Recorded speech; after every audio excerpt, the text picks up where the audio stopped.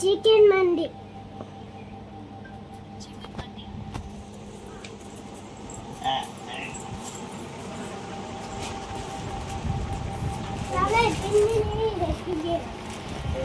Chicken మండి. Okay, చెప్తాను. ఏం చేస్తున్నావు? వంట ఏం చేయాలా అని ఆలోచిస్తాను. ఈ రెసిపీ ట్రై చేస్తావా?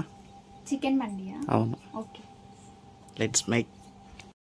ఇప్పుడు చికెన్ మండి ప్రిపరేషన్లోకి వచ్చినట్టయితే ఈ విధంగా చికెన్ పీసెస్ని పెద్ద పెద్ద ముక్కల్ని ఫ్రెష్గా తీసుకొని వాష్ చేసుకొని ముక్కలకైతే మనం ఈ విధంగా ఘాట్లు పెట్టుకోవాలి. ఈ విధంగా మనం చికెన్ ముక్కలకి ఘాట్లు పెట్టుకోవడం వల్ల మనకి పీసెస్ అనేది మంచిగా కుక్ అవుతాయి.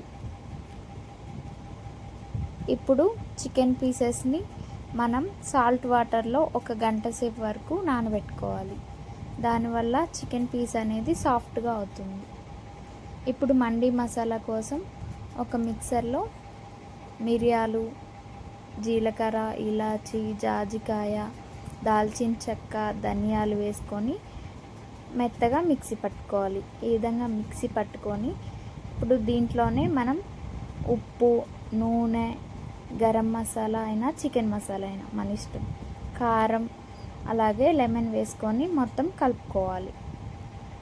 ఈ విధంగా మండి మసాలాను అయితే ప్రిపేర్ చేసుకోవాలి. ఇప్పుడు ఈ మసాలాలోనే ఈ విధంగా ఉన్నట్లయితే మనం కొద్దిగా వాటర్ యాడ్ చేసుకొని ఇప్పుడు ఈ మండి మసాలాని మనం ఉప్పు నీళ్ళల్లో వేసుకున్న చికెన్ పీసెస్ని తీసుకొని మనమైతే మండి మసాలాని ముక్కలకి పట్టించాలి. ఈ విధంగా మనం ఘాట్లలో కూడా మసాలాని పట్టించినట్లయితే మనకి టేస్ట్ అనేది చాలా బాగుంటుంది. ఇప్పుడు ఈ విధంగా 1 అవర్ వరకు చికెన్ని ఫ్రిడ్జ్లో ఉంచుకోవాలి. ఆ తర్వాత మనమైతే ఇప్పుడు 2 గ్లాసెస్ బియ్యం తీసుకుంటున్నాం. ఇప్పుడు ఈ బియ్యాన్ని ఒక 1 అవర్ వరకు వాష్ చేసి పక్కకు ఉంచుకుందాం.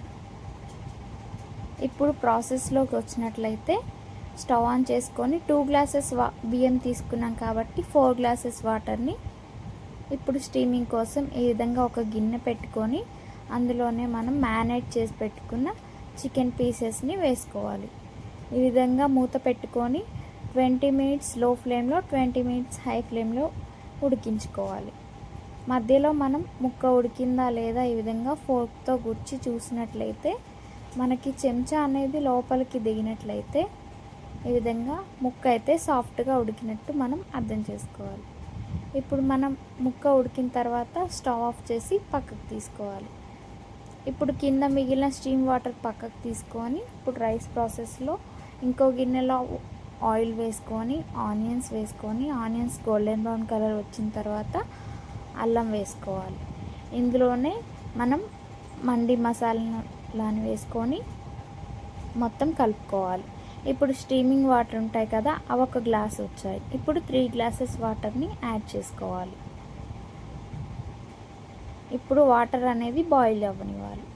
బాయిల్ అయిన తర్వాత కొద్దిగా సాల్ట్ వేసుకొని మనం నానబెట్టుకున్న రైస్ని వేసుకోవాలి. ఇప్పుడైతే రైస్ని ఉడికించుకుందాం. ఈ విధంగా రైస్ అయితే 70% ఉడికిన తర్వాత మనం సాఫ్రన్ వాటర్ని వేసుకోవాలి. ఇప్పుడు రైస్ని ఇంకొద్దిగా ఉడికించుకోవాలి. అంతలోగా మనం చికెన్ అయితే ఫ్రై చేసుకోవాలి. కొద్దిగా ఆయిల్ వేసి చికెన్ ఈ విధంగా ఫ్రై చేసుకొని పక్కకు తీసుకోవాలి. ఇప్పుడు డ్రై ఫ్రూట్స్ని వేయించుకోవడానికి కొద్దిగా నెయ్యి వేసుకొని ఇందులోనే జీడిపప్పు, బాదం, కిస్మిస్ వేయించుకొని పక్కకు తీసుకోవాలి. ఇప్పుడు రైస్ ప్రిపేర్ అయింది కాబట్టి ఇందులో దమ్ కోసం మనం ఫ్రై చేసి పెట్టుకున్న చికెన్ పీసెస్ని వేసుకోవాలి. ఈ విధంగా మనం పీసెస్ని వేసుకొని ఒక 10 మినిట్స్ వరకు దమ్ పెట్టుకున్నట్టయితే మన మండి రైస్ అనేది టేస్ట్ చాలా బాగుంటుంది. ఈ విధంగా మనకైతే 10 మినిట్స్. ఇప్పుడైతే రైస్ మొత్తం ఈ విధంగా మంచిగా పర్ఫెక్ట్గా దమ్ అయిన తర్వాత స్టవ్ ఆఫ్ చేసి సర్వ్ చేసుకున్నట్టయితే మన పర్ఫెక్ట్ అరేబియన్ స్టైల్ చికెన్ మండి అయితే ఇంట్లోనే ఈ విధంగా చాలా అంటే చాలా ఈజీగా రెడీ చేసుకోవచ్చు.